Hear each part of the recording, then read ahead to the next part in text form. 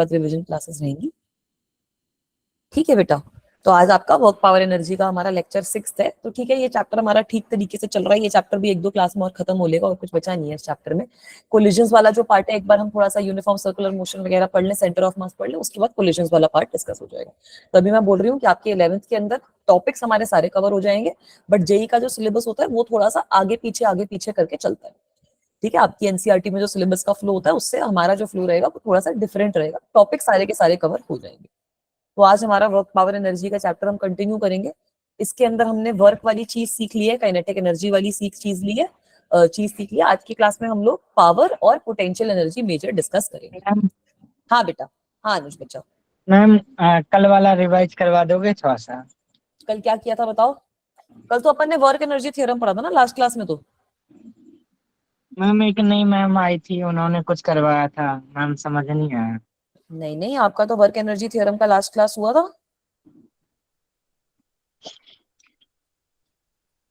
Ma'am last class कल Sophia ma'am ने लिया था। तो मतलब दूसरी मैम ने कुछ पढ़ाया, समझ नहीं आया। कब हुई थी आपकी लास्ट क्लास? आज थर्सडे है ना, तो यार लास्ट क्लास तो हमारी हुई थी ट्यूसडे को ही तो हुई थी। तो अब वर्क एनर्जी थ्योरम ही तो पढ़ा था। नहीं यस मैम, कल ma'am, yes Sophia ma'am, ma'am ने वहीं भी से पढ़ाया था। करवाया। कल तो तुम्हारी क्लास ही नहीं होती फिजिक्स की। कुछ मैम गड़बड़ हुई या तो फिर 8:25 को शेड्यूल भी में। करवाया था। अच्छा, चलो कुछ नहीं होता। अपन ने हमारा जो टॉपिक है, जो मेरे साथ तुम्हारे टॉपिक्स हो रहे हैं ना, पूरा चैप्टर उसमें कवर हो रहा है। तो कोई टॉपिक अगर समझ नहीं आया तो कोई दिक्कत की बात नहीं है, मैंने पूरा चैप्टर तुम्हारा कवर करवाया है।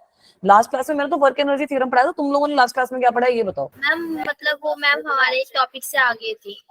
हाँ तो कुछ नहीं होता, फिर हम अभी अपने आगे वाले टॉपिक्स कवर कर रहे हैं, हमारा कुछ मिस नहीं होएगा।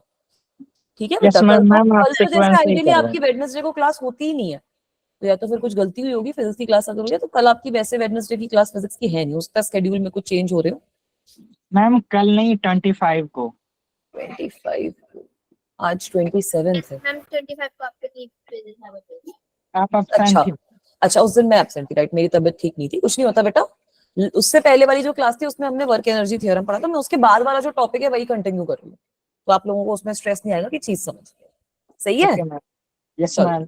वर्क एनर्जी थ्योरम में तो हम लोगों ने क्या पढ़ा था कि जितने भी वर्क डन हो रहे हैं बिकॉज ऑफ ऑल फोर्सेस, जितने भी वर्क डन हो रहे हैं because of all forces, that will come as the change in kinetic energy, that will come as the change in kinetic energy of the system.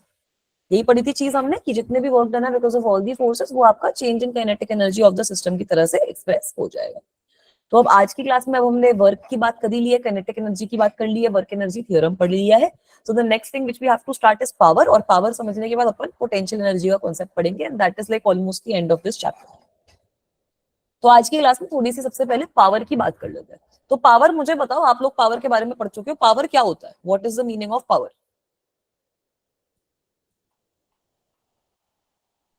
Power क्या होता ma'am है? Work done पर time, मतलब कोई भी ठीक है, काम कितने टाइम में हो रहा है वो पावर है। बिल्कुल सही, बिल्कुल सही यार। ये वर्क एनर्जी पावर ना सारे तुम्हारे टॉपिक्स में रिलेटेड है। वर्क हमने देखा कि क्या काम हो रहा है, फिर हमने देखा एनर्जी क्या है कि भाई वो काम करने के लिए क्षमता तो होनी चाहिए ना। अगर वो काम करना है हमें तो we should have some energy, ताकि वो काम हो पाए तुम्हारा कोई भी। पावर क्या हो गया, अब तुम्हें देखना है कि कौन सा इंसान ज्यादा पावरफुल है। तो तुम देखोगे कि कौन ज्यादा जल्दी कोई काम कर रहा है ना। मुझे देखना है कि चलो कौन सा बच्चा है जो थोड़ा सा दिमाग से ज्यादा इंटेलिजेंट है, कौन सा बच्चा तो ज्यादा पावरफुल है। मैं कोई क्वेश्चन दे दूंगी तुम लोगों को, जिस बच्चे ने क्वेश्चन कम टाइम में सॉल्व किया मैं बोलूंगी कि हाँ इसने कम टाइम में क्वेश्चन सॉल्व कर दिया, तो ये थोड़ा सा पावरफुल है। तो बेटा power is nothing but it is defined as, power is defined as power is defined as the time rate of doing work. Power is defined as the time rate of doing work. कि आपने कोई काम अगर किया है तो वो कितने टाइम में आप लोगों ने काम किया है, वो होती है आपकी पावर। ठीक है बेटा, तो अब ये जो पावर होती है वो भी तुम्हारी दो टाइप की होती है। पावर हमारी दो टाइप की होती है, एक होती है हमारी एवरेज पावर, एक हो जाती है इंस्टेंटेनियस पावर। एक होती है हमारे पास एवरेज पावर, एक होती है इंस्टेंटेनियस पावर। तो एवरेज पावर क्या होगी कि तुमने अपना पूरा का पूरा जो वर्क है वो कंप्लीट कर लिया। ठीक है, तुमने अपना जो पूरा का पूरा वर्क है वो कंप्लीट कर लिया, average amount of work done तुम लोगों ने कंप्लीट कर लिया, तब तुम्हारी कितनी टाइम में कितना काम तुम्हारा हुआ, वो तुम्हारी एवरेज पावर आ गई। तो अगर मुझे एवरेज पावर लिखनी है, अगर एवरेज पावर हमें लिखनी है, तो average power is nothing but total work, average power is nothing but total work upon total time. Total work upon total time. ठीक है बेटा, तो डायरेक्टली अगर आपको पी एवरेज का एक्सप्रेशन लिखना है वो तुम्हारा हो गया work done upon the time spend. पूरा का पूरा अगर वर्क डन है, लंबे टाइम की बात हो रही है, तो एवरेज तुमने कितना काम किया है, 2-3 घंटे बच्चा अगर पढ़ाई कर रहा है तो उस सिचुएशन में कितना काम हमने किया है, वो होगी हमारी एवरेज पावर। अब जैसे ही एवरेज पावर होती है, जैसे हमने एवरेज वेलोसिटी पढ़ी है, इंस्टेंटेनियस वेलोसिटी पढ़ी है, एवरेज एक्सेलरेशन पढ़ी है, इंस्टेंटेनियस एक्सेलरेशन पढ़ी है, वैसे ही हमारा इंस्टेंटेनियस पावर का भी एक एक्सप्रेशन आ जाता है। ये नोट डाउन कर लिया सब बच्चों ने? Yes ma'am. ठीक है, इसकी अगर डेफिनेशन तुम्हें लिखनी है तो इसकी डेफिनेशन भी लिख सकते हो। Average amount of screen. अच्छा ठीक है बेटा, रिफ्रेश कर रही हूँ।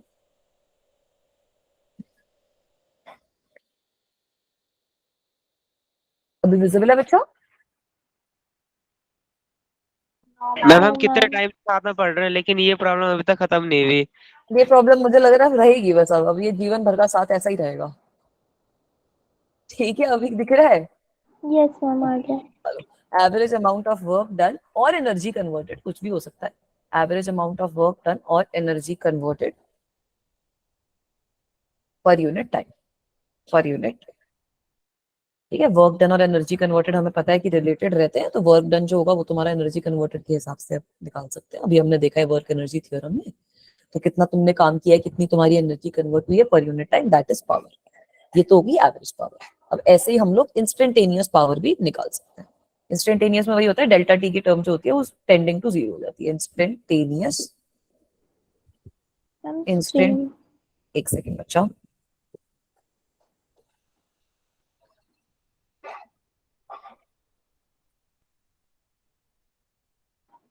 Visible now? Yes ma'am. तो इंस्टेंटेनियस पावर जो होती है वो तुम्हारी इंस्टेंटेनियस मतलब किसी एक पर्टिकुलर टाइम इंस्टेंट पे कैलकुलेट कर रहे हो, तो यहाँ पर आप लोग क्या करोगे, लिमिट कर दोगे डेल्टा टी को एज छोटा। यही तो करते हैं ना इंस्टेंटेनियस, जब वेलोसिटी पे निकालते हैं कि अगर टाइम इंटरवल बहुत ही ज्यादा छोटा है तब हमारे पास इंस्टेंटेनियस पावर आ जाएगा। सो this will B work done upon change in जो भी हमारा टाइम है, which will be dw upon dt। dw upon dt के बराबर ये चीज आ जाएगी। इसको भी अगर आगे थोड़ा सा एक्सपैंड करना है तो आप लिख सकते हो दैट वर्क डन की वैल्यू हमारी कितनी होती है, f डॉट dr, है ना, f डॉट dr हमारी वर्क डन की वैल्यू होती है। तो पावर को हम लोग f multiplied by dr dot dt के फॉर्म से भी लिख देते हैं। ठीक है, इस तरीके से अगर आप लोगों को गिवन है तो आप लिख सकते हो। इसका मतलब यही है कि इंस्टेंटेनियस पावर की अगर बात हो रही है तो वो तुम्हारे पास f डॉट वेलोसिटी के फॉर्म में आ जाता है। मैम ये लिम क्या है? क्या बेटा? LIM। लिमिट्स का कॉन्सेप्ट है ये। तो बेसिकली LIM क्या होता है, limit that delta t tending to 0। तो हमने देखा है कि अगर हमारे पास कोई एवरेज चीज होती है तो एवरेज तो तुम्हारी बहुत बड़े टाइम इंटरवल पे होती है। अगर ये डेल्टा टी की वैल्यू बहुत छोटी हो गई, इसका मतलब आप किसी पर्टिकुलर इंस्टेंट पे पूछ रहे हो कि क्या हो रहा है ना। अगर मैं आपसे पूछ रही हूँ कि 0 से 10 सेकंड में क्या हो रहा है ये बताओ, और अगर दूसरी सिचुएशन में आपसे पूछ रही हूँ कि 5 सेकंड और 5.0000001 सेकंड के बीच में क्या हो रहा है ये बताओ, तो जो दोनों के बीच में टाइम इंटरवल है बहुत छोटा हो गया ना। तो ये हम इंस्टेंटेनियस पावर में लिमिट लगा देते हैं कि अगर डेल्टा टी जो है वो हमारा 0 को टेंड कर रहा है, तब हमारा ये जो work done upon delta t that converts into dw by dt। तभी तो हमने डिफरेंशिएशन का कॉन्सेप्ट पढ़ा था ना बच्चा। क्लियर है? Yes ma'am. ठीक है, तो इंस्टेंटेनियस पावर को अगर अपन को डिफाइन करना है तो कैसे डिफाइन करोगे, that it is the limiting value. Instantaneous power is nothing but it is the limiting value of average power. It is the limiting value of average power which is delivered by a force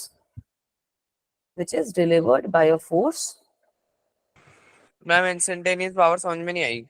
ठीक है बेटा, मैं फिर से समझाती हूँ। when delta t approaches 0। चलो instantaneous का कॉन्सेप्ट पहले समझाती हूँ वेलोसिटी वाली चीज को यूज करके। तो सपोज मेरे पास ऐसा कोई पाथ है, और इस पे गाड़ी चल रही है, इस पे हमारी गाड़ी चल रही है। तो तुम अपने घर से निकले और स्कूल पहुंचे हो। तुम्हारी गाड़ी जो होती है वो कांस्टेंट स्पीड पे तो चलती नहीं, तुम्हारी जो गाड़ी होती है वो कांस्टेंट स्पीड पे तो चलती नहीं।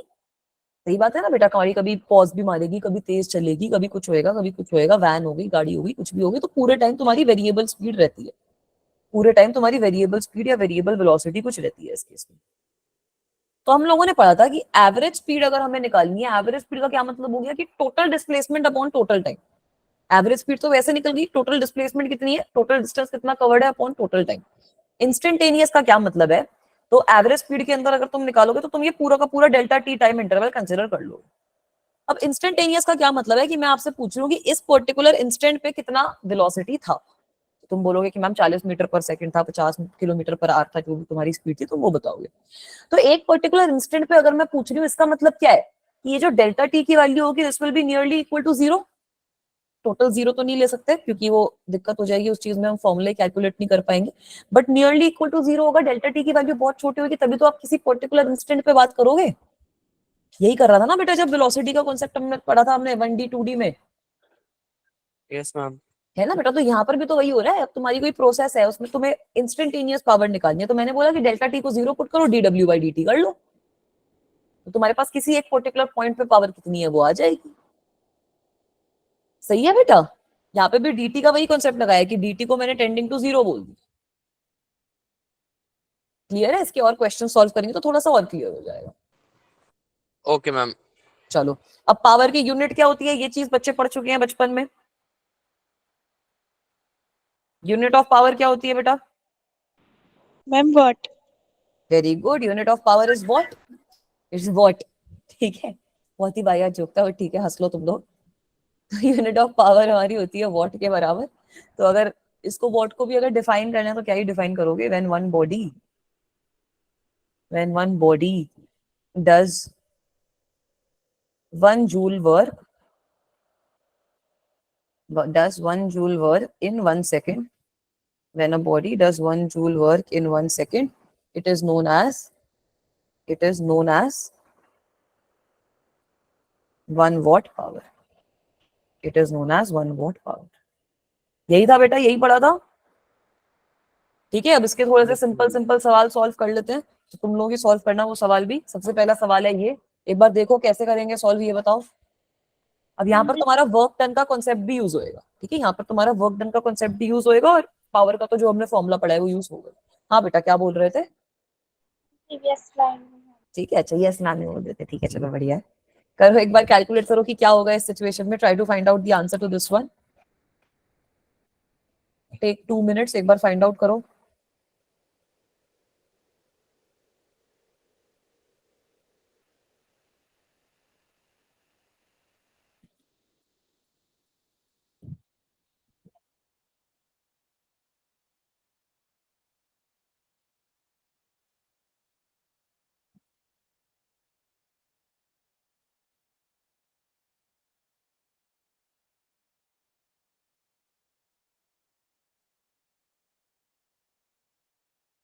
वर्क डन कितना आया इस केस में बेटा?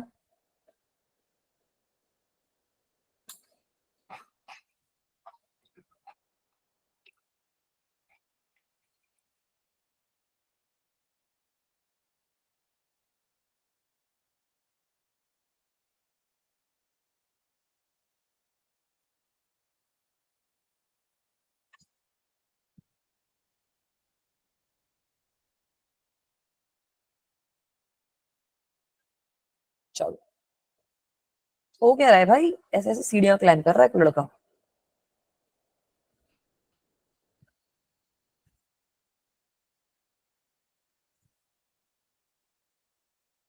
ठीक है, बढ़िया डायग्राम बना है एकदम सीढ़ियों का। डायग्राम दिख रहा है ना सब बच्चों को? स्क्रीन तो स्टक नहीं है?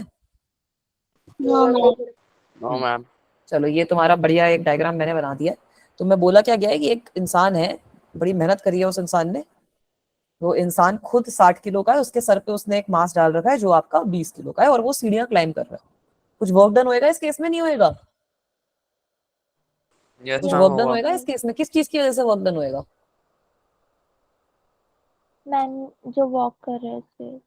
जो वॉक कर रहा है वो हाइट की वजह से कुछ वर्क डन की करी थी ना हमने, वैल्यू कैलकुलेट mgh के बराबर कुछ आता है फॉर्मूला, यस मैम। निकाला था नहीं निकाला था? क्या होता है उसमें? यहाँ पर वर्क डन का क्या मतलब है, इस पे टोटल फोर्स कितनी लग रही है, तो इस पे टोटल फोर्स कितनी लग रही है बंदे पे? दोनों के कंबाइंड वेट के बराबर फोर्स लगेगी ना, यस मैम। यस तो मैम। कैपिटल mg फोर्स लगेगी। सो बेसिकली टोटल मास मेरा कितना हो जाएगा यहाँ पर? टोटल मास जो होगा मेरा m, that will be equal to mass of person plus mass of block so that will be equal to 80 kgs 80 kgs है ना बेटा। तो इसका मतलब है कि फोर्स कितनी लग रही है, फोर्स तुम्हारी लग रही है mg के बराबर फोर्स नीचे की डायरेक्शन में। तो ये फोर्स तुम्हारी आ गई, g को 9.8 लेने के लिए बोला यार, मेहनत हो जाएगी। तो फोर्स तुम्हारी कितनी आ जाएगी, 80 इंटू 9.8 लिख देते हैं, कैलकुलेट कर लेना। 786 ये 786 है क्या, ये लो 786 न्यूटन हमारी फोर्स आ गई। अब इस बंदे ने इतने स्टेप्स चढ़े हैं, ये सारे के सारे स्टेप्स चढ़े हैं। आपको बोला गया है कि ईच स्टेप, हर स्टेप की हाइट है 784 है। 784 है। हाइट 4 मीटर हो जाएगी। हाँ वेरी गुड। अब हर स्टेप की हाइट तुम्हें गिवन है 20 सेंटीमीटर के बराबर, 20 उसने स्टेप्स चढ़े हैं। तो टोटल हाइट उसने कितनी कवर कर ली, 20 इंटू 20 मतलब 400 centimetre. Yes, ma'am. So this will be equal to 4 metre. आ गया आंसर, वर्क डन तो निकल गया।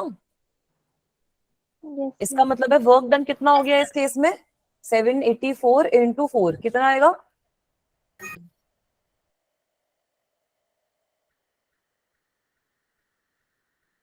ये आएगा।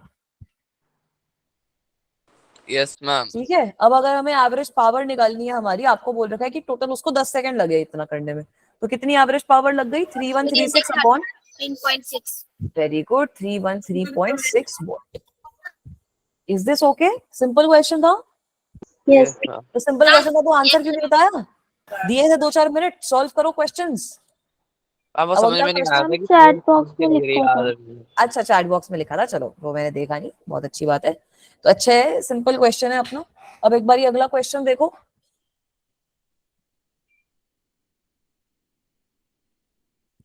इसका आंसर बताओ।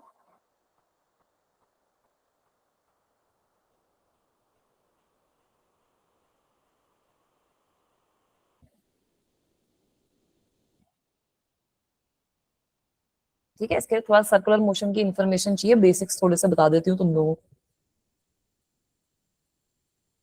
बेटा सर्कुलर मोशन के केस में क्या होता है, सेंट्रीपिटल फोर्स चाहिए होती है। Very good, 0 is the right answer. पढ़ा है ना बचपन में कि मैम सर्कुलर मोशन के केस में हमें सेंट्रीपिटल फोर्स चाहिए होती है। तो वो सेंट्रीपिटल फोर्स इस केस में उसको टेंशन ऑफ द स्ट्रिंग से मिलेगी। और सर्कुलर मोशन के केस में तुम अगर किसी भी पॉइंट पे वेलोसिटी प्लॉट करोगे, सो दैट विल कम टेंजेंट, वो आएगी तुम्हारी टेंजेंट टू दी जो ये पाथ ट्रेवल्ड है वो। तो बेटा हमें तो ये पता है कि पावर का जो फॉर्मूला होता है, पावर कितना होता है तुम्हारा, फोर्स डॉट वेलोसिटी। तो एक तरीके से this will B tension dot velocity, कितना हो जाएगा ये 0, टीवी cos 90 हो जाएगा ना, 90 डिग्री का एंगल बन रहा है, so this will be equal to 0। तो अगर आपकी कोई फोर्स है which is perpendicular to the direction of the velocity, तो उस पर्टिकुलर फोर्स के रिगार्डिंग आपकी जो पावर होती है वो 0 आती है। सही है बेटा। Yes, ma'am. चलो अब ये वाला क्वेश्चन देखो, again I am it's 8:51 right now, I am giving you 2 minutes, 8:53 तक का आपके पास टाइम है, एक बार कैलकुलेट करने की कोशिश करो।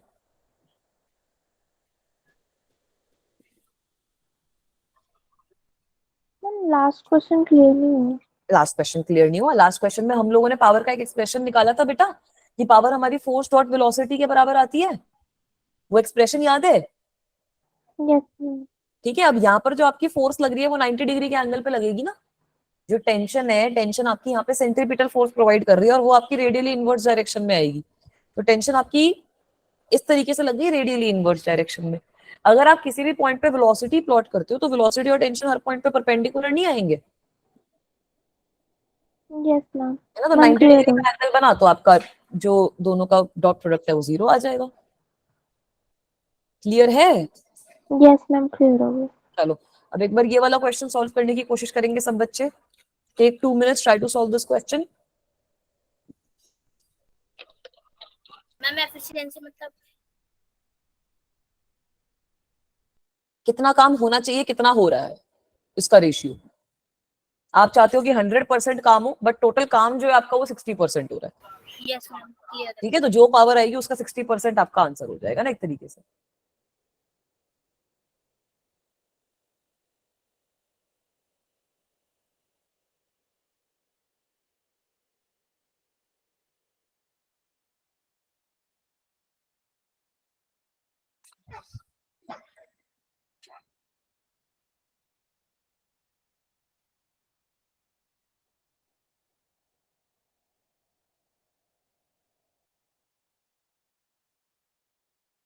मैम 1200 आ रहा है।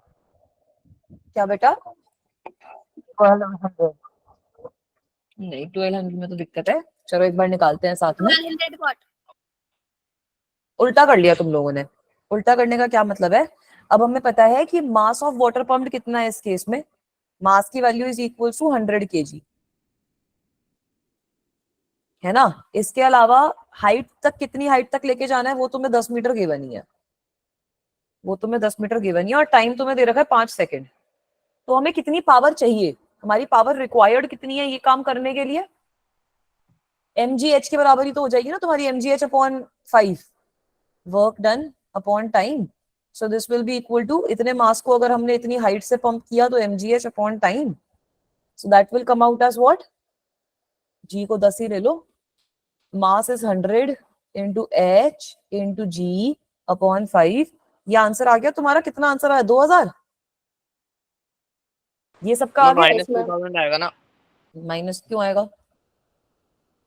पावर चलो तुम्हें इतनी चाहिए, पावर का पॉजिटिव नेगेटिव में वो नहीं है। आप सपोज पावर हमारी आ रही है ना इंजन से, तो नेगेटिव और पॉजिटिव वर्क डन जो होता है वो तो तुम्हारा एमजीएच की वजह से आता है। बट ठीक है, पावर रिक्वायर्ड हमारी 2000 है, ये सही है। मतलब 2000 वॉट की पावर हमें चाहिए। इतना पार्ट क्लियर है? अब भाई तुम लोगों को बोला गया है, तुम लोगों को बोला गया है कि एफिशिएंसी इज इक्वल्स टू 60%। तो एफिशिएंसी का क्या मतलब होता है? एफिशिएंसी का क्या मतलब होता है कि तुम्हारे पास एक तरीके से कितना आना चाहिए था और कितना आया है उसका रेशियो। कितना आना चाहिए था और कितना आया है तुम्हारा उसका रेशियो। तो अगर मैं एफिशिएंसी निकालना चाहती हूँ तो जितनी भी एफिशिएंसी मेरी एक्चुअल इंजन की होएगी, जितनी एफिशिएंसी मेरी एक्चुअल इंजन की होएगी, उससे अगर मैं मल्टीप्लाई करूंगी तब मेरे पास रिक्वायर्ड पावर आएगी ना। अब मैं काम करवाना चाहती हूँ, मैं चाहती हूँ कि मेरा 100% काम हो जाए, बट एक इंसान 60% काम ही कर सकता है, तो मुझे उसकी पावर बढ़ानी पड़ेगी ना। अगर मेरे पास कोई इंजन है, मुझे 2000 वॉट की पावर चाहिए, तो अगर मुझे पता है कि मेरा इंजन कर 60% काम ही सकता है, तो मुझे 2000 वॉट से ज्यादा पावर उसको देनी पड़ेगी ना, ताकि उसकी जो कम होकर 40% डिप करके 60% जो पावर मेरे पास आए वो हमारे पास 2000 के बराबर आ जाए। समझ रहे हो मैं क्या बोल रही हूँ? No ma'am. No ma'am. हमारे पास एक इंजन है, हमारे पास एक इंजन है, ये हमारा इंजन है। हमें पता है कि इससे हमारा जो आउटपुट है, इससे हमारा जो आउटपुट है वो आना चाहिए 2000 वॉट का। आउटपुट हमारा 2000 वॉट का आना चाहिए। ये इंजन ने कम काम किया, ये इंजन कुछ कम काम कर रहा है, कम काम कर रहा है। तो अगर ये कम काम कर रहा है, मुझे इनपुट ज्यादा नहीं डालना पड़ेगा। Yes ma'am. यस ये मैम। समझ में आ रहा है? हाँ, हम ऐसे कर सकते हैं कि हम पावर को एक्स मान ले, यानी कि 60% x is equal to 20,000 yes, और वो एक्स की वैल्यू निकाल लो, वही करना है। ठीक है, तो अब मैं आपसे पूछ रही हूँ कि ये जो इनपुट पावर है वो मुझे कितनी देनी पड़ेगी। तो मैं आपको बोल रही हूँ कि मुझे पता है कि 40% काम ये नहीं कर रहा, एफिशिएंसी इसकी 60% है, तो जितना मैं इसको इनपुट दूंगी उसका 60% मेरे पास आउटपुट आएगा। तो वहां से मैं निकाल सकती हूँ ना कि मेरी कितनी वैल्यू हो जाएगी। मतलब 60/100 मल्टीप्लाइड बाय जो मेरी इनपुट है, जो मेरी इंजन की एक्चुअल पावर है, वो मेरे पास 2000 के बराबर आएगी। तो यहां से जब आप पावर ऑफ इंजन निकालोगे तो वो मेरे पास मतलब 2000 into 100/60, that will B 3333 volt. ये आया था मेरा आंसर।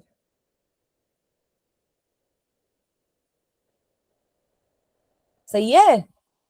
Yes ma'am. अभी समझ में आया? ये आउटपुट इनपुट वाले तरीके से, ये एफिशिएंसी वाली चीज यही होती है। एफिशिएंसी का क्या मतलब हो गया? मैं तो चाहती हूँ तुम 2 घंटे पढ़ो, तुम 2 घंटे नहीं पढ़ पा रहे, तुम 1.5 घंटा पढ़ रहे हो, है ना। तुम 1.5 घंटा पढ़ रहे हो तो ठीक है, कुछ नहीं होता। जब तुम्हारी एफिशिएंसी में दिक्कत आ गई ना, ठीक है। मेरा पॉइंट में आ रहा था। पॉइंट में आएगा 2000 इंटू 100/60। पॉइंट में भी आएगा तो कोई आई थिंक 3333.333333 चलता रहेगा ये। नहीं, यस मैम। कोई दिक्कत नहीं है, हमने रफली 3333 लिख दिया राउंड ऑफ करके। वो ऑप्शंस पे ओके डिपेंड मैम। करता है क्या आंसर लिखोगे, वो ऑप्शंस पे डिपेंड करता है तुम्हारे। चलूं आगे? Yes ma'am. ठीक है, चलो ये अगला क्वेश्चन देखो, इसको सॉल्व करने की कोशिश करो आप सब बच्चे।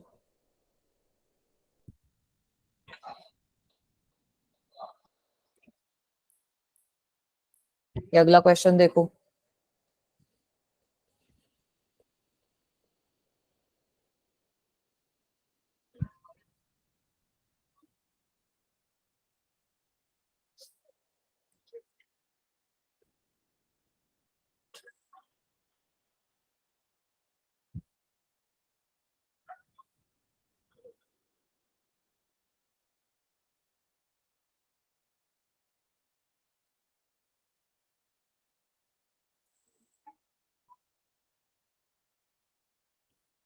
मैम इसमें निकालना क्या है?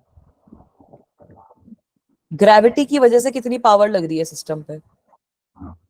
ग्रेविटी की वजह से कितनी पावर आ रही है सिस्टम पे?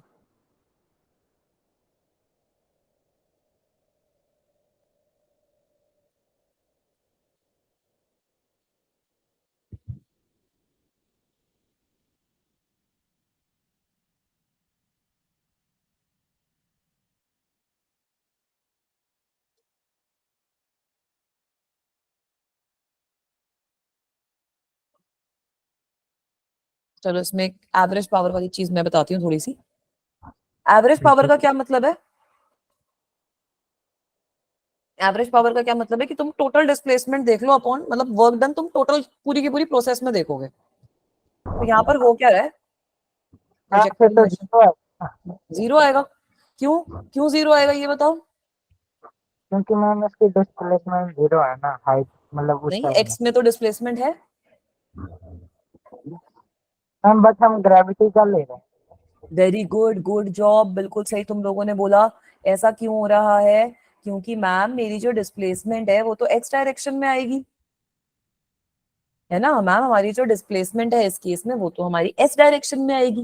ग्रेविटी तो इससे परपेंडिकुलर होती है ना, है ना? हमारी जो डिस्प्लेसमेंट है वो एक्स डायरेक्शन में तो आ गई, बट ग्रेविटी तो इससे परपेंडिकुलर डायरेक्शन में होगी। तो इसका क्या मतलब है कि पूरे के पूरे सिचुएशन में मेरा वर्क डन ही जीरो रहेगा। Total work done will be zero. Total work done will be zero. इसका क्या मतलब है कि एवरेज पावर इस केस में हमारी जीरो रहेगी। एवरेज पावर इस केस में हमारी जीरो रहेगी, बट इंस्टेंटेनियस पावर हमारी जीरो नहीं। इंस्टेंटेनियस पावर थोड़ी जीरो होगी, है ना? इंस्टेंटेनियस पावर के लिए थोड़ा सा यूज करो अपना प्रोजेक्टाइल मोशन वाला दिमाग।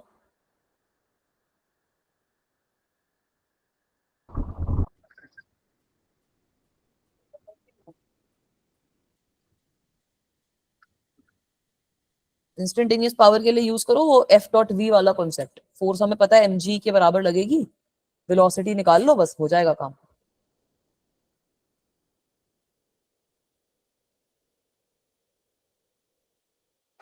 ठीक है, चलो मैं ही हेल्प करती हूँ तुम बच्चों की। Now let's come to instantaneous power. Instantaneous power. अब ये इंस्टेंटेनियस पावर क्या बोला है मैम? इंस्टेंटेनियस मतलब एवरेज में तो अपन ने कैलकुलेट किया था पूरे के पूरे मोशन में।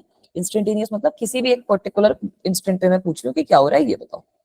इंस्टेंटेनियस पावर के केस में हमें प्रोजेक्टाइल मोशन की जो नॉलेज है वो यूज करनी पड़ेगी। ठीक है, ये तुम्हारा एक्स है, ये तुम्हारा वाई है, तुम्हारी जो बॉल है मस्त चल रही है। हमारी जो ये बॉल है ये मस्त ऐसे ऐसे ऐसे ऐसे प्रोजेक्टाइल मोशन अपना परफॉर्म कर रही है। अब इंस्टेंटेनियस का क्या मतलब है? किसी एक पर्टिकुलर इंस्टेंट पे क्या हो रहा है ये बताओ। मैम किसी एक पर्टिकुलर इंस्टेंट पे क्या हो रहा है? तो किसी भी पर्टिकुलर इंस्टेंट पे क्या होगा? ये तुम्हारी बॉल ऊपर गई with some velocity v naught and it is making an angle of theta. तो किसी भी इंस्टेंट पे जाकर इसकी कुछ वेलोसिटी v हो जाएगी Yes. And it will make an angle of alpha. कुछ एंगल रैंडम अल्फा बनाएगी ये। सही बात है ये? Yes. हाँ, अब यहाँ पर इसका जो कंपोनेंट होएगा, हमें पता है कि जो एक्स डायरेक्शन में तुम्हारा कंपोनेंट आता है वो तुम्हारा v नॉट के इसी के बराबर आ जाता है ना। This is v naught cos theta and this will be equal to v naught sin theta. तो अगर मैं एक्स डायरेक्शन में देख रही हूँ, एक्स डायरेक्शन में अगर मैं देख रही हूँ तो एक्स डायरेक्शन में तो सेम ही आ जाता है v नॉट cos थीटा, वो तो Yes. चेंज होता नहीं। वाई डायरेक्शन में तुम्हारा एक्सेलरेशन ड्यू टू ग्रेविटी की वजह से कुछ कम हो जाएगा। तो y डायरेक्शन में कितनी वैल्यू आ जाती है, v0 sin थीटा माइनस 80, इसके बराबर। सही बात है ना? Yes, ma'am. ठीक है, तो यहां से अगर मुझे वेलोसिटी की वैल्यू लिखनी है वेक्टर फॉर्म में, तो वेलोसिटी की वैल्यू किसी भी टाइम इंस्टेंट पे मैं क्या लिखूंगी, v0 sin v0 cos theta I cap, v0 cos theta I cap plus v0 sin theta minus GT J cap, v0 sin theta minus GT J cap. Is this part okay? Force आपको पता ही है, जो यहाँ पर इस case में force लग रही है हमारी, फोर्स तो हमारी एक्सेलरेशन ड्यू टू ग्रेविटी लगेगी, पूरे के पूरे केस में वही वाली फोर्स लगेगी हमारी। तो फोर्स की वैल्यू हो जाएगी mg, डायरेक्शन क्या हो जाएगी माइनस जे कैप, इन दोनों का डॉट प्रोडक्ट ले लो, तुम्हारे पास इंस्टेंटेनियस पावर आ जाएगी। अब बताओ पावर की क्या वैल्यू आएगी, इन दोनों का डॉट प्रोडक्ट लेंगे अगर, तो पावर की क्या वैल्यू आएगी?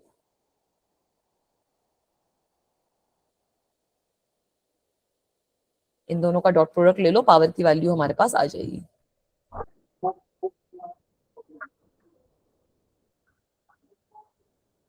फिर से बोलो बेटा। नहीं, आवाज नहीं आ रही है। दोनों का डॉट प्रोडक्ट लेंगे तो खाली जे कैप वाली टर्म्स एग्जिस्ट करेंगी ना। तो F dot v which is equal to your instantaneous power, this will come out as minus m g into v naught sine theta minus g t. यही आएगा ना बेटा? इसका मतलब है पावर इंस्टेंटेनियस हमारे पास कितनी आ गई, ये माइनस माइनस तुम्हारा अगर काटा पीटी करनी है तो काटा पीटी कर लेना, मतलब m g into g t minus v naught sine theta. ठीक है, अच्छे क्वेश्चंस हैं, पावर के ऐसे क्वेश्चंस मिलते नहीं है इतना इजीली। तो इस तरीके से पावर के तुम सारे क्वेश्चंस अपने सॉल्व कर सकते हो, कुछ भी सिचुएशन में तुमसे पावर पूछी हो, ये एफ डॉट वी वाला एक्सप्रेशन तो काम आता है। क्लियर है बच्चों? चलूं आगे? Yes, ma'am. Yes, ma'am. ठीक है, अभी अगला चीज देखो, इसको कैसे सॉल्व करेंगे। मैम वन मिनट प्रीवियस वाला। अच्छा, एक बार प्रीवियस वाला देख लो, कोई दिक्कत नहीं है।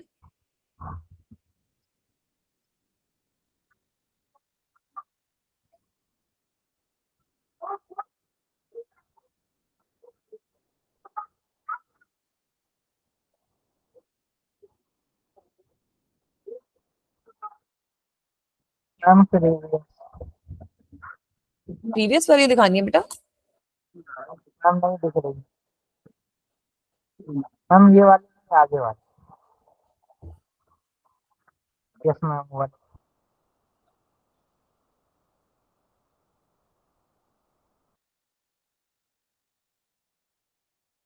मैम हमको माइनस एम जी क्यों लिया? नीचे की डायरेक्शन में लगेगा ना mg, तो माइनस जे कैप हो जाएगा ना। ओके मैम, हो mg तो गया। नीचे की डायरेक्शन में लगेगा ना बेटा। हो गया मैम। हो गया, चलूं आगे? Yes, ma'am. चलो, अभी ये वाला क्वेश्चन सॉल्व करो। ये तुम्हारा ऐसे इंटीग्रेशन डिफरेंशिएशन का थोड़ा सा यूज करेंगे।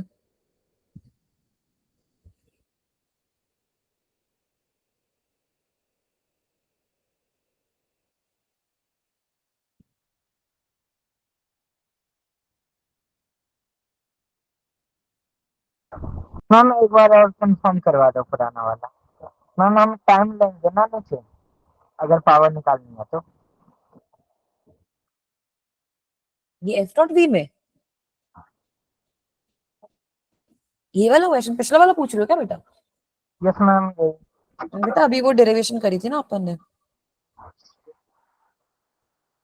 अब मैंने क्या बोला था कि पावर आपकी कितनी होती है, इंस्टेंटेनियस हो जाती है हमारी D W by D T. अब वर्क डन होता है आपका एफ डॉट डी एस। तो यहाँ पर basically what will I have, मतलब F dot S upon D T के फॉर्म में आ जाएगा ना। तो अगर हमारी कांस्टेंट फोर्स लग रही है तो तुम्हारी जो इंस्टेंटेनियस पावर लगेगी एक तरीके से एफ बार आ जाएगा, D S upon D T आ जाएगा, and this D S upon D T is equal to velocity. तो एफ डॉट वी का एक्सप्रेशन बन जाता है। ओके मैम समझ आया। ठीक है, अभी समझ में आया? ये तभी तुम्हारा हो रहा है जब फोर्स की जो तुम्हारी वैल्यू है वो कांस्टेंट है, वरना तुम्हारे पास D F by D T वाली चीज भी आ जाएगी। यहाँ पे हमारा फोर्स कांस्टेंट है ना, एम जी के बराबर है। चलूं आगे? Yes ma'am. चलो, अब एक बार ये वाला देखो, इसको कैसे सॉल्व करेंगे।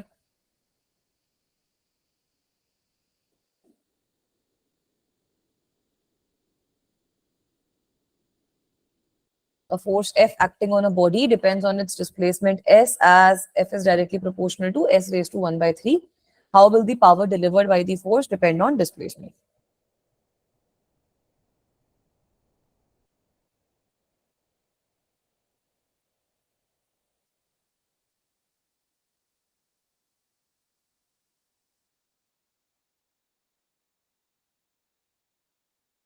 करो, take 2 minutes, try to solve this question.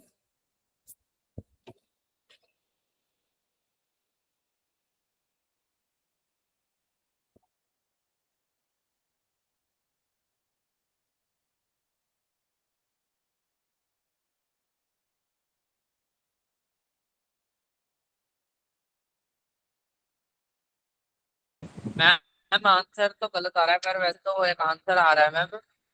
Power is directly proportional to s raise to power 1/3 multiplied by v of the body. हाँ, तो वेलोसिटी ऑफ द बॉडी तो निकालनी है।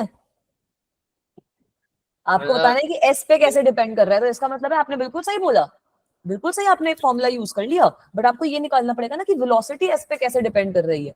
वो पावर का जो एक्सप्रेशन है, वो फोर्स का जो एक्सप्रेशन है, उससे निकालो ना, f is equals to m a से, यस है ना। एक बार निकालने की कोशिश करो, बिल्कुल सही आपने फॉर्मूला लगा लिया बच्चा, बस वेलोसिटी की डिपेंडेंस निकालो एस पे, उससे आंसर आ जाएगा।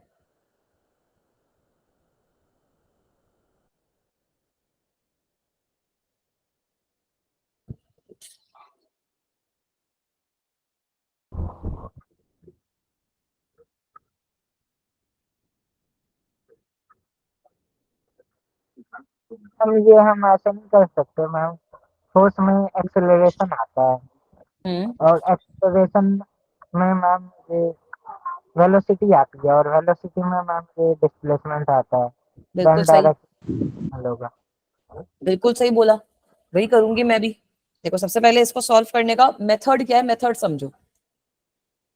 मेथड क्या है, आपसे पावर पूछा है कि वो कैसे तुम्हारी डिपेंड कर रही है डिस्प्लेसमेंट पे, तो पावर तो हमें पता है एफ डॉट वी होती है, फोर्स की वैल्यू आपको पता है डिस्प्लेसमेंट पे 1/3 की पावर से डिपेंड कर रही है, तो एक तरीके से हमें वेलोसिटी डिपेंडेंस निकालनी है ना,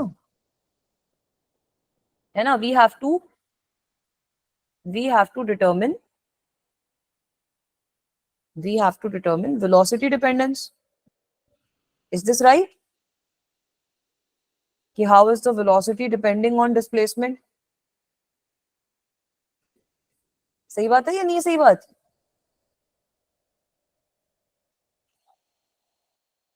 है ना बेटा। तो अब इसका क्या मतलब है, अब वेलोसिटी निकालनी है, पावर का तो हमें पता ही है, वेलोसिटी निकालने का मेथड जो आपने बोला बिल्कुल सही है। हमें पता है दैट फोर्स होती है हमारी मास इनटू एक्सेलरेशन, है ना। अब हमने पता है कि एक्सेलरेशन हमारी कितनी होती है, वेलोसिटी अपॉन टाइम। तो let me multiply it by DS. DS माने वो जो पहले हम डीएक्स लिखते थे ना, वही है। यहाँ पे आपको एस की तरह डिस्प्लेसमेंट दे रखी है, तो उसको डीएस से मल्टीप्लाई कर रही हूँ। तो एक तरीके से मेरे पास क्या आ जाएगा, M ds upon dt multiplied by v upon ds. So this will be equal to mv dv upon ds. ये वाला स्टेप हम बहुत बार कर चुके हैं, ये सब बच्चों को अब याद हो जाना चाहिए। Is this okay? Yes yes अब मैम। आपको क्वेश्चन में फोर्स की वैल्यू कितनी गिवन है? क्वेश्चन में आप लोगों को फोर्स की वैल्यू गिवन है that it is proportional to s raised to 1/3. तो let me say it is equals to some ks 1/3। यहाँ पर k आपका कोई प्रोपोर्शनैलिटी कांस्टेंट है, k जो है आपका, वो आपका प्रोपोर्शनैलिटी कांस्टेंट है, बस simple, right. So k s raise to 1/3 जो है उसकी हमें वैल्यू निकालनी है, और इसकी वैल्यू कितनी हो जाएगी तुम्हारी, ये mv dv अपॉन ds के बराबर। तो यहाँ से इंटीग्रेट करके हमारा v और s के बीच में रिलेशनशिप आ जाएगा, नहीं आएगा? इसको इंटीग्रेट करके आएगा v और s के बीच में रिलेशनशिप। यहां तक समझ में आए स्टेप्स? इंटीग्रेशन वाले स्टेप पे चलूं?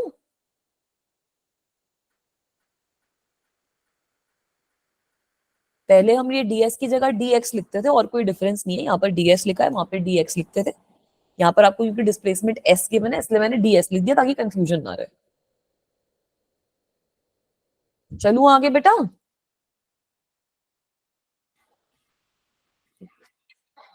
Yes ma'am, no ma'am, confuse हो गए मेरे बच्चे? मैम ये वाला समझ नहीं आया। ये वाला समझ नहीं आया, ठीक है। चलो एक बार मैं फिर से समझाती हूँ।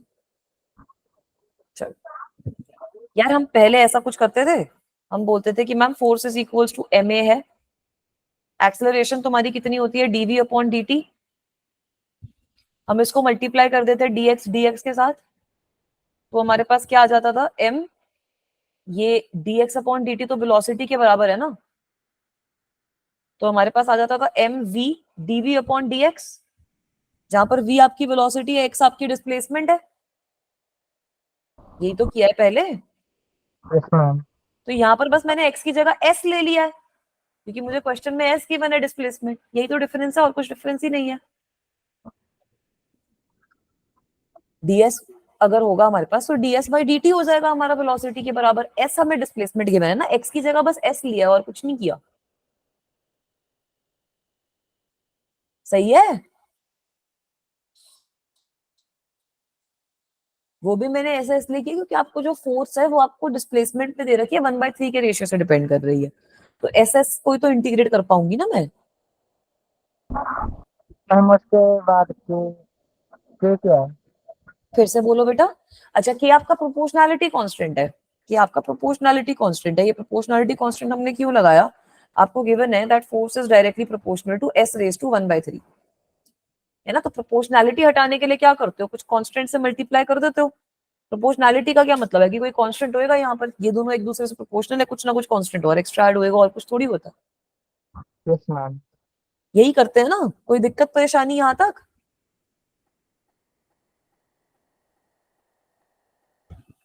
बताओ बच्चों। मैम आगे करो मैम। आगे करते हैं, अब इसको इंटीग्रेट का काम है आगे, तभी मैं बोल रही हूँ इतना समझ में आया तो बढ़िया है, आगे चलते हैं। अब यहाँ तक अगर हमें समझ में आया तो अब तो इसको इंटीग्रेशन का काम रह गया ना। मेरे पास क्या आ गया, के S raise to 1/3, K S raise to 1/3 is equals to M V D V upon D S, is equal to M V D V upon D S, है ना बेटा। तो डीवी वाली टर्म सारी, वी वाली टर्म एक side पे रख लो, एस वाली टर्म एक साइड पे ले जाओ, तो हमारे पास क्या बन जाएगा, K S raise to 1/3 D S will be equal to M V D, will be equal to M V D.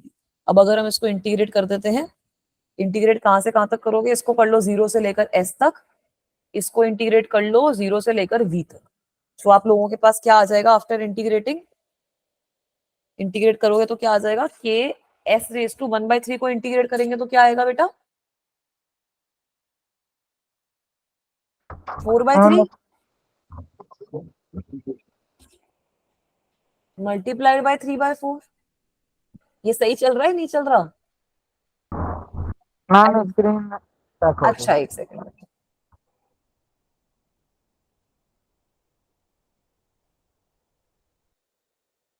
अभी आ गई स्क्रीन। आगे मैम आगे। ठीक है, इसको इंटीग्रेट करेंगे तो s रेज टू 1/3 की इंटीग्रेशन क्या होगी, s raise to 1/3 plus 1 divided by 1/3 plus 1, तो s रेज टू 4/3 आ जाएगा, और डिवाइडेड बाय 4/3 जो है वो अलग आ जाएगा, है ना। दूसरे में इंटीग्रेट करोगे तो आपके पास mv को इंटीग्रेट करना है, v को अगर इंटीग्रेट करेंगे तो mv²/2 आ जाएगा। तो यहां से बेसिकली मेरे पास v² की कुछ वैल्यू आ गई, कितनी, ये 2 से ये कट जाएगा, कितनी वैल्यू आ गई v² की, 3k/2m s रेज टू 4/3। इसमें एक बड़ा इंपॉर्टेंट रिजल्ट हमारे पास जो आ रहा है वो ये आ रहा है कि वेलोसिटी जो रहेगी आपकी, that will be directly proportional to इसका अंडर रूट, तो velocity will be proportional to s raise to 2/3, velocity will be proportional to s raise to 2/3। ठीक है, अब हमारा क्वेश्चन सॉल्व हो गया है। क्वेश्चन में आपको बोल रखा है पावर निकालनी है, तो power is equals to F dot V हम करेंगे। हम लोगों को पता है कि फोर्स हमारा is proportional to s raise to 1/3, velocity हमारी 2/3 के प्रोपोर्शनल है। इसका मतलब क्या है कि पावर जो होगी वो s के प्रोपोर्शनल आ जाएगी। यही आपका आंसर है, this is your final answer. Is this okay guys? Yes, ma'am. ठीक है, अच्छा क्वेश्चन है, this is a good question I will say. ऐसे क्वेश्चंस भी हमें सॉल्व करने नेसेसरी होते हैं, वरना फिर समझ नहीं आता मामला। इतना क्लियर हुआ तो बताओ, फिर आगे चलती हूँ। मैम एक मिनट। Yes, ma'am. हाँ जी, Sure. हाँ जी बेटा।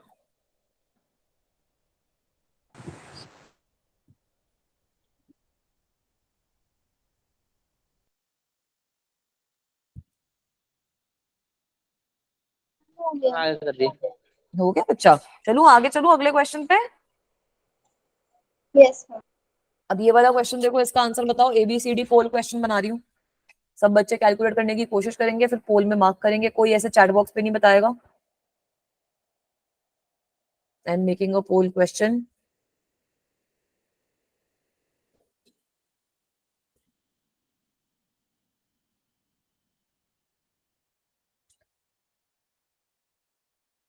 पोल क्वेश्चन बना दिया है, लॉन्च कर दिया है। सब बच्चे एक बार पहले सॉल्व करो, देखो कि क्या आपका वैल्यू आएगा पावर का। Try to find it out.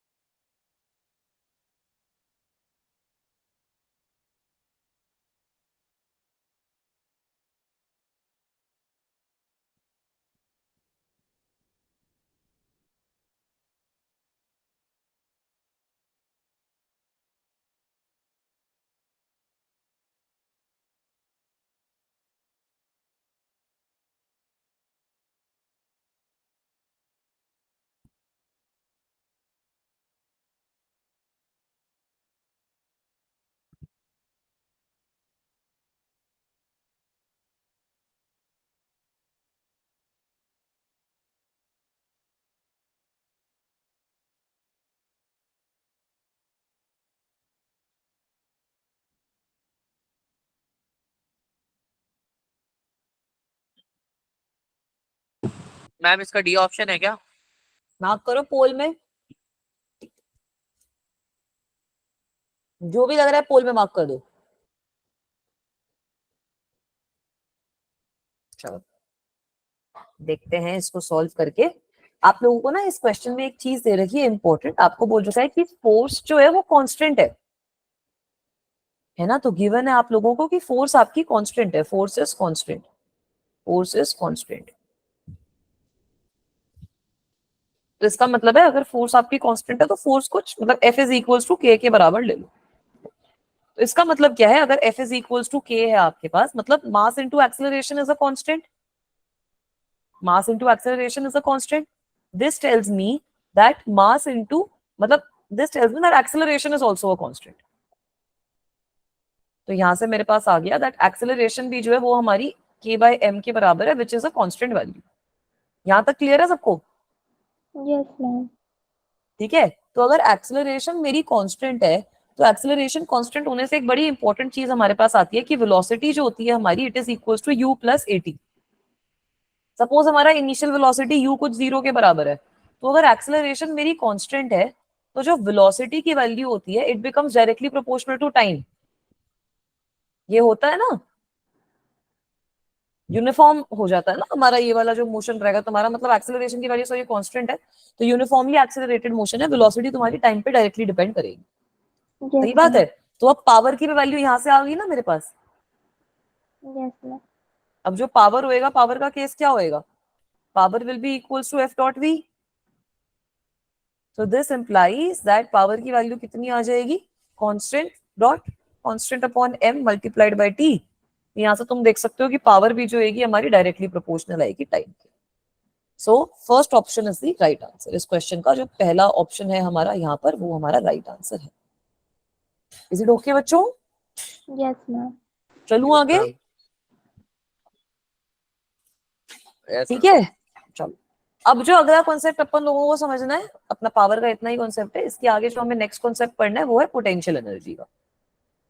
वो है पोटेंशियल हम आज ही एनर्जी। करेंगे। हाँ आज ही करेंगे, बचे हैं अभी 20 मिनट। थोड़ा सा अपना स्टार्ट कर देते हैं, 2-4 सवाल कर लेंगे, सिंपल कॉन्सेप्ट है। तो बेटा काइनेटिक एनर्जी क्या होती है ये बताओ। मैम जो है ना, जब वो कोई भी ऑब्जेक्ट मोशन में होता है तो उसकी जो एनर्जी उसको मोशन में रखने के लिए रिक्वायर्ड है वो काइनेटिक एनर्जी होती है। और मैम जो हम्म। एनर्जी किसी ऑब्जेक्ट में स्टोर होती है जब वो रेस्ट पे है, और जब वो रेस्ट रिलीज करता है, जो एनर्जी उसको मोशन में लाने के लिए रिस्पॉन्सिबल होती है, वो पोटेंशियल एनर्जी होती है। Very good. तो अब ये जो पोटेंशियल एनर्जी है ये होती क्यों है? हर ऑब्जेक्ट की अपनी एक पर्टिकुलर शेप होती है, अपनी एक साइज होती है, अपनी एक कॉन्फ़िगरेशन होती है। तो पोटेंशियल एनर्जी की सिंपल डेफिनेशन यही है that energy possessed by a system by the virtue of its, अच्छा एक सेकंड बेटा रिफ्रेश कर रही हूँ।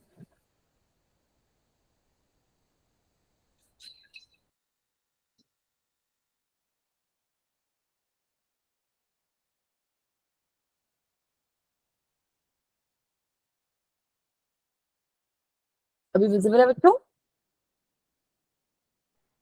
Yes. ठीक है, so potential energy is nothing but the energy possessed by a system by the virtue of its shape, size और configuration. By the virtue of its shape, size और configuration, ये होती है हमारी पोटेंशियल एनर्जी।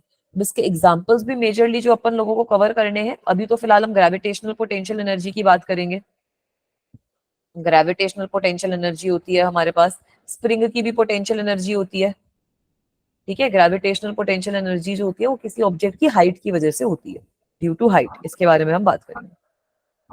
ठीक है, मैम फिर से एक हमारे, समझा दूं। फिर से समझा रही हूँ बेटा, एक हमारे पास स्प्रिंग की वजह से होती है पोटेंशियल एनर्जी। चलो मैं क्या बोल रही हूँ इसका एग्जाम्पल देके समझाती हूँ तुम लोगों को कि अब सपोज मेरे पास कोई मास है जिसको मैंने किसी बिल्डिंग के ऊपर तुम्हारा रख रखा है, जिसको मैंने किसी बिल्डिंग के ऊपर तुम्हारा रख रखा है। अगर वो मास उस बिल्डिंग के ऊपर तुम्हारा रखा हुआ है और बिल्डिंग के ऊपर से नीचे गिर जाए तो भाई बच्चा म्यूट कर लो अपने आप को बेटा। ठीक है, थैंक यू वेरी मच। मैं ये बोल रही हूँ कि अगर तुम्हारा कोई मास है जो बिल्डिंग के ऊपर रखा हुआ है, अब वो जो मास है तुम्हारा नीचे गिर जाए तो उसकी वेलोसिटी बढ़ती रहती है, बढ़ती रहती है, बढ़ती रहती है, फिर नीचे पहुंच के उसकी कुछ वेलोसिटी मैक्सिमम होती है, काइनेटिक एनर्जी वो पोजेस कर लेता है। एक हमारा कंजर्वेशन ऑफ एनर्जी का प्रिंसिपल है कि टोटल एनर्जी हमारी कांस्टेंट रहनी चाहिए। तो वो जो ब्लॉक है जो ऊपर रखा हुआ था उसकी भी तो कुछ एनर्जी होनी चाहिए। तो भले ही वो जो ब्लॉक है वो मोशन में नहीं है, but there is some energy which is being possessed by that block, right. तो ऐसी जो एनर्जी होती है जो किसी भी सिस्टम की कॉन्फ़िगरेशन की वजह से, कि वो सिस्टम है कहाँ, किसी सिस्टम की शेप की वजह से, किसी भी सिस्टम के साइज की वजह से होती है, उसको हम पोटेंशियल एनर्जी कहते हैं। तो आपके सिलेबस में हमें थोड़ी सी अलग अलग तरीके की पोटेंशियल एनर्जीज पढ़नी है। ग्रेविटेशनल पोटेंशियल एनर्जी पढ़ेंगे ड्यू टू हाइट, स्प्रिंग की पोटेंशियल एनर्जी पढ़ेंगे, इलेक्ट्रोस्टैटिक पोटेंशियल एनर्जी पढ़ेंगे। ये सारी की सारी पोटेंशियल एनर्जीज जो है वो हम पढ़ लेंगे। सही है बेटा? Yes, ma'am. ठीक है, अब इसके अलावा हम लोगों ने कंजर्वेटिव फोर्सेस वगैरह का भी कॉन्सेप्ट पढ़ा था। इसके अलावा हम लोगों ने कंजर्वेटिव फोर्सेस का कॉन्सेप्ट पढ़ा था। तो क्या होती है कंजर्वेटिव फोर्स, याद दिलाओ। कंजर्वेटिव फोर्स का क्या मतलब होता है? Very good. अगर हमारा फोर्स पाथ इंडिपेंडेंट नहीं होगी, if work done by a force, if work done by a force is path independent, if work done by a force is path independent, तब हम कहते हैं that it is a conservative force. Then we say that force is conservative. Then we say that force is conservative. ठीक है बेटा? तो हम लोगों ने इसके एग्जांपल्स भी देखे थे, बहुत सारे एग्जांपल्स हम लोगों ने देखे थे। जैसे ग्रेविटेशनल फोर्स जो है वो हमारी कंजर्वेटिव फोर्स है, हम लोगों ने देख भी लिया था कि क्यों ग्रेविटेशनल फोर्स हमारी कंजर्वेटिव फोर्स होती है। स्प्रिंग की जो फोर्स होती है वो भी हमारी कंजर्वेटिव फोर्स होती है। स्प्रिंग की भी जो फोर्स होती है वो हमारी कंजर्वेटिव फोर्स में आती है। फ्रिक्शन जो होती है वो हमारी एक नॉन कंजर्वेटिव फोर्स होती है। तो बेटा एक और हमने जो इसकी डेफिनेशन देखी थी वो यही देखी थी that force is conservative, force is conservative if work done, force is conservative if work done in closed path, if work done in closed path is zero. Force is conservative if work done in closed path is zero. ये सारे points हम पहले note down कर चुके हैं। Non conservative होती है इसकी उल्टी, तो नॉन कंजर्वेटिव फोर्सेस को यूजुअली ना डिसिपेटिव फोर्सेस भी कहा जाता है। ये एक रीकैप है तुम लोगों के लिए। We have already done these topics before. अब नॉन कंजर्वेटिव फोर्स हमारी क्या होती है? नॉन कंजर्वेटिव ऐसी फोर्सेस होती है जिसमें ये दोनों पॉइंट्स क्लियर नहीं होते, ये दोनों पॉइंट्स नहीं होते, तो ऐसी फोर्सेस को डिसिपेटिव फोर्सेस भी कहा जाता है। ऐसी फोर्सेस को डिसिपेटिव फोर्सेस भी कहा जाता है, क्योंकि इन फोर्सेस में क्या होता है कि ये जो तुम्हारी मैकेनिकल एनर्जी होती है ना, ये इसको हीट के फॉर्म में या किसी और फॉर्म के अंदर उसको रिलीज कर देती है, तो ये डिसिपेटिव फोर्सेस होती है। इसका एग्जांपल भी अगर तुम्हें लिखना है, एग्जांपल जैसे हमने पहले फ्रिक्शन का देखा था, उसको प्रूव भी किया था कि why is that a non conservative force. तो नॉन कंजर्वेटिव फोर्स में एक जो एग्जांपल रहता है वो तुम्हारा फ्रिक्शन का रहता है। Is this part okay? Clear है? नॉन कंजर्वेटिव फोर्सेस तुम्हारी पाथ पे डिपेंड करती है कि तुमने क्या पाथ ट्रैवल किया है। कंजर्वेटिव फोर्सेस तुम्हारी जो भी पाथ तुम लोगों ने ट्रैवल किया उस पर डिपेंड नहीं करती। इज इट ओके बच्चों? Yes, ma'am. ठीक है बेटा। अब एक और तुम्हारा जो फोर्स का टाइप है जो अपन लोग पढ़ सकते हैं before understanding potential energy in detail, that is central force. These are central forces. ठीक है, तो अब ये सेंट्रल फोर्स क्या बला है भाई? सेंट्रल फोर्स ऐसी बला होती है, ऐसी फोर्सेस, दी फोर्सेस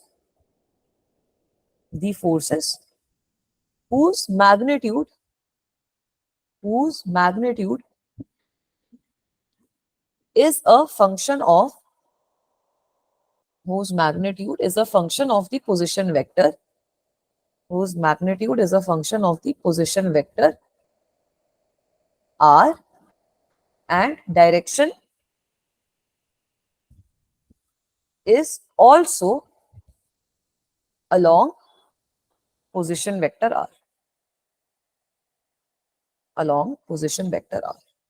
तो बड़ी ही इंटरेस्टिंग चीज है मैम। आपने ये क्या बताया? मैंने ये बताया कि बेटा अगर हमारे पास कोई भी फोर्स है जिसका जो मैग्नीट्यूड है वो तो आपका आर पे डिपेंड कर ही रहा है, साथ साथ में जो डायरेक्शन है वो भी आपकी आर पे डिपेंड कर रही है, तो इस तरीके की फोर्सेस को हम सेंट्रल फोर्सेस कहते हैं। इसके भी एग्जांपल देख लो। सबसे पहला एग्जांपल देख लो इलेक्ट्रोस्टैटिक फोर्स का, ये पढ़ोगे 12th में। इलेक्ट्रोस्टैटिक फोर्स, कूलम्स लॉ पढ़ा हुआ है ना सब बच्चों ने?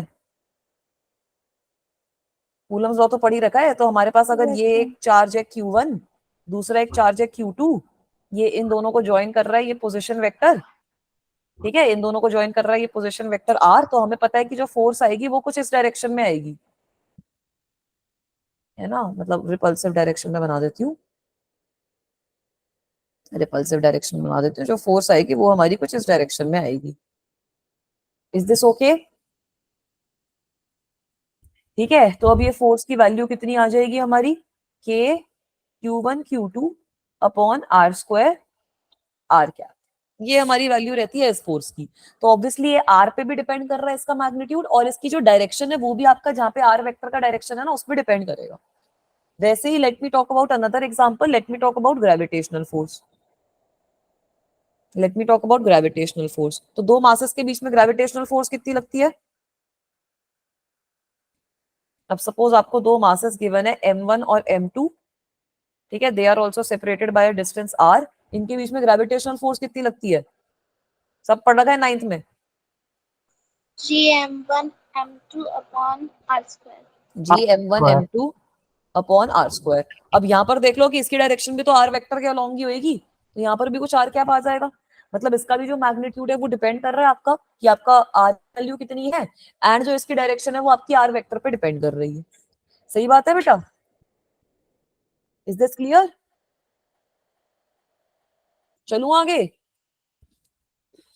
यस ठीक है, वैसे ही अगर आप एक और एग्जांपल लेना चाहो तो आप स्प्रिंग फोर्स का एग्जांपल भी ले सकते हो। एक और एग्जांपल लेना चाहो तो हम स्प्रिंग फोर्स का एग्जांपल ले सकते हैं। So we can take one more example of a central force which is a spring force. तो सपोज मेरे पास ये जमीन है। हाँ बेटा दिखाना फिर से बोलो, एक सेकंड में चलो प्रीवियस स्लाइड दिखा रही हूँ बच्चा, एक सेकंड देख लो बच्चा। हो गया मैम। हो गया, चलूं आगे? Yes ma'am. ठीक है, तो अब बेटा अगर सपोज हमारा जो पहले पोजीशन थी वो कुछ इधर थी और इधर से ये इस पोजीशन पे आ गया है, such that it has covered a distance of x, such that it has covered a distance of x। तो हमने देखा था कि फोर्स हमारी पीछे की डायरेक्शन में लगती है, और ये फोर्स की वैल्यू कितनी हो जाएगी? माइनस KX x क्या, यही देखी थी ना? तो ये भी हमारी सेंट्रल फोर्स ही तो हो गई, ये भी हमारी सेंट्रल फोर्स ही तो हो गई, क्योंकि हमारी जो फोर्स है उसका मैग्नीट्यूड आपका एक्स पे ऊपर डिपेंड कर रहा है, और एक्स कैप की भी यहाँ पर जो डायरेक्शन वाली चीज है वो आ रही है। सही बात है बेटा? ठीक है। सो now let's talk about work done by the force in moving a particle। अगर हमारी जो फोर्स है वो सेंट्रल फोर्स है, तो आपकी जो बेसिकली फोर्स की वैल्यू होती है, फोर्स की वैल्यू आपकी किसी तरीके से आर पे डिपेंड करती है, एफ आर कैप आपके पास वैल्यू आती है। तो अगर आपको दे रखा है कि आपका कोई पार्टिकल है जो आर ए पोजिशन से आर बी पोजिशन तक जा रहा है, तो वर्क डन में कुछ दिक्कत परेशानी नहीं है। आप वर्क डन की जो वैल्यू निकालते हो दैट इज ए से लेकर बी तक एफ डॉट डी आर, है ना, ए से लेकर बी तक एफ डॉट डी आर वाली वैल्यू निकालोगे। So this will be equal to R A से लेकर आर बी तक जो भी आपकी वैल्यू है वो, और एफ डॉट डी आर जब अपन करते हैं तो एफ आर डी आर आपके पास आ जाए। ठीक है, तो ये वाली चीज भी आप लोग नोट डाउन कर लो कि अगर कोई भी आपको अजीब सी फोर्स गिवन है तो उस केस में ये वाली चीज आप कर सकते हो। सही है बच्चों?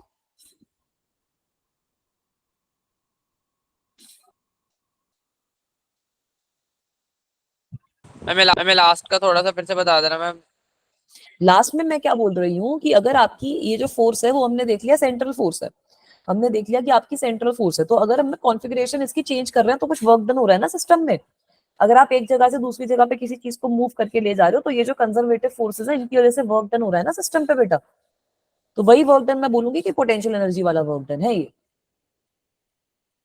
ठीक है, कंजर्वेटिव फोर्सेस में जैसे इलेक्ट्रोस्टैटिक फोर्स आ गई, ग्रेविटेशन फोर्स आ गई, इन सब केसेस में पोटेंशियल एनर्जी जो होती है सिस्टम की वो हम डिफाइन करते हैं। हमें इंटीग्रेशन वाला समझ में नहीं आता। इंटीग्रेशन वाले में क्या है, अब हमें पता है कि फोर्स जो है हमारी वो एफ आर आर कैप के बराबर होती है, तो वर्क डन जो होगा वो एफ डॉट डी आर हो जाएगा, है ना, where D R is your displacement vector, जो पोजीशन वेक्टर होता है उसके टर्म्स में। जब इसको कैलकुलेट करा जाता है तो तुम्हारा जो डी आर वेक्टर होता है ना वो थोड़ा सा कॉम्प्लिकेटेड फॉर्म में आता है, D R R cap plus R D theta theta cap. तो वहां से हमारे पास ये जो इंटीग्रेशन वाली तुम्हारी आएगी वो simple F R D R आएगी। जो तुम्हारा वर्क डन हो रहा है क्योंकि तुमने सेंट्रल फोर्सेस लगा रखी है वो कुछ एफ आर डी आर के बराबर आ रहा है, उसको इंटीग्रेट कर दोगे किस पॉइंट से किस पॉइंट तक मूव करना है। ठीक है बेटा? Yes ma'am. ठीक है, इतना समझ में आया तो बताओ आगे चलूं? Yes. Yes ma'am. ठीक है, अब ये वाली चीज हमें समझ में आ गई। So now let's talk about potential energy. तो सबसे पहले we will talk about change in potential energy. सबसे पहले we will talk about change in potential energy. सबसे पहले हम बात करेंगे चेंज इन पोटेंशियल एनर्जी की। तो ये चेंज इन पोटेंशियल एनर्जी अब क्या चीज है भाई? अब हम लोगों ने देखा अभी की देखा कि जब आपका कुछ कॉन्फ़िगरेशन में चेंज हो रहा है, when there is change in configuration of a system, when there is change in configuration of a system, अगर तुम्हारी सिस्टम की कुछ कॉन्फ़िगरेशन चेंज हो रही है, when there is change in configuration of a system, conservative forces perform work on it. Conservative forces perform work on it. Conservative forces perform work on it.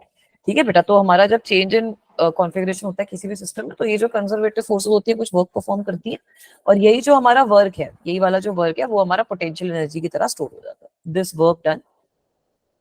Work done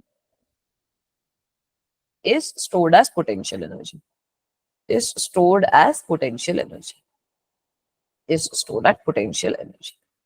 ठीक है, तो जब भी हमारे system में कॉन्फ़िगरेशन चेंज हो रही है, किसी चीज की पोजीशन चेंज हो रही है, तब हमारा जो वर्क डन होता है वो पोटेंशियल एनर्जी की तरह स्टोर हो जाता है। अगर आप change in potential energy calculate करते हो, हम चेंज इन पोटेंशियल एनर्जी ही कैलकुलेट कर सकते हैं क्योंकि दो पोजीशन चाहिए उसके लिए। सो बेसिकली कुछ final potential energy minus initial potential energy रहता है। So this is actually equal to जो भी नेगेटिव ऑफ वर्क डन है, जो नेगेटिव ऑफ वर्क डन है which is done by conservative force, जो भी कंजर्वेटिव फोर्स ने वर्क डन किया है from moving a particle from initial to final position, so that will be equal to your potential energy. तो इसको अगर आपको फॉर्मूला फॉर्म में देखना है तो फॉर्मूला इसका कुछ आ जाता है कि इनिशियल से फाइनल तक एफ डॉट डी आर की हमारी क्या वैल्यू होगी, एफ डॉट डी आर की हमारी क्या वैल्यू होगी, वो हमारा होता है चेंज इन पोटेंशियल एनर्जी। अभी इसका एग्जांपल भी दिखा दूंगी, ग्रेविटेशनल पोटेंशियल एनर्जी कैलकुलेट करेंगे।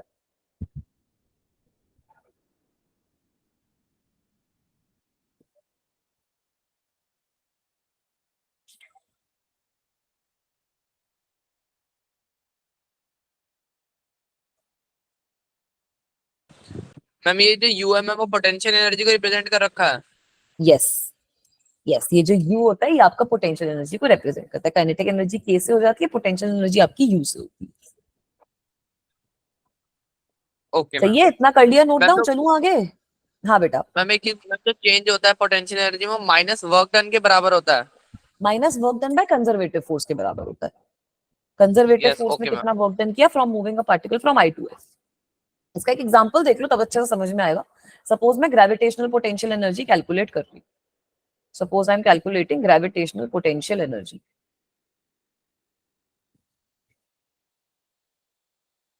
ठीक है, मतलब ग्रेविटी की वजह से कितना काम हो रहा है, पोटेंशियल एनर्जी ग्रेविटी की वजह से कितनी आ रही है वो मैं कैलकुलेट कर रही हूँ। तो सपोज मेरे पास एक मास है, कुछ मास है ये m के बराबर, इसको मुझे बिल्डिंग से ऊपर चढ़ाना है, इसको मुझे बिल्डिंग से ऊपर चढ़ाना है। भाई सब में वर्क डन का एक्सप्रेशन लग रहा है, कुछ अलग नहीं हो रहा है। इसको मुझे बिल्डिंग से ऊपर चढ़ाना है और इसको मैं ऊपर ले गई हूँ। कितनी हाइट से लेके गई हूँ? That height is equal to h। That height is equal to h। ठीक है, इसको मैं कुछ h हाइट से ऊपर ले गई हूँ। ये मेरी इनिशियल पोजीशन थी, this is my initial position, this is my final position. तो आप लोग ही मुझे बताओ कि वर्क डन बाय ग्रेविटी इस केस में कितना होगा? m into g dot h, this will be equal to minus mgh, Yes, ma'am. है ना? तो बेटा Yes, अगर yes, मुझे चेंज इन पोटेंशियल एनर्जी निकालना है which is equals to uf minus ui, so that will be negative of work done, मतलब negative of minus mgh। तो एक तरीके से मेरे पास जो पोटेंशियल एनर्जी का चेंज आएगा which is uf minus ui, that will come as mgh। तो अगर आप ये अज्यूम कर लो, दैट दिस रिप्रेजेंट्स ग्राउंड, की पोटेंशियल एनर्जी ग्राउंड पे कितनी थी and potential energy at ground level is equal to 0। तो यहाँ से आपके पास आ जाएगा कि पोटेंशियल एनर्जी किसी भी हाइट पे अगर आप किसी बॉडी को ग्राउंड से लेके जा रहे हो that will come out to be mgh। तो जो इसकी एनर्जी है बिकॉज ऑफ इट्स हाइट उसको हम mgh की तरह डील करेंगे। पोटेंशियल एनर्जी का सिंपल आपका ग्रेविटेशनल पोटेंशियल एनर्जी का mgh वाला फॉर्मूला लगेगा और उससे हमारे सारे के सारे काम बन जाएंगे। सही है बेटा? yes, ma'am.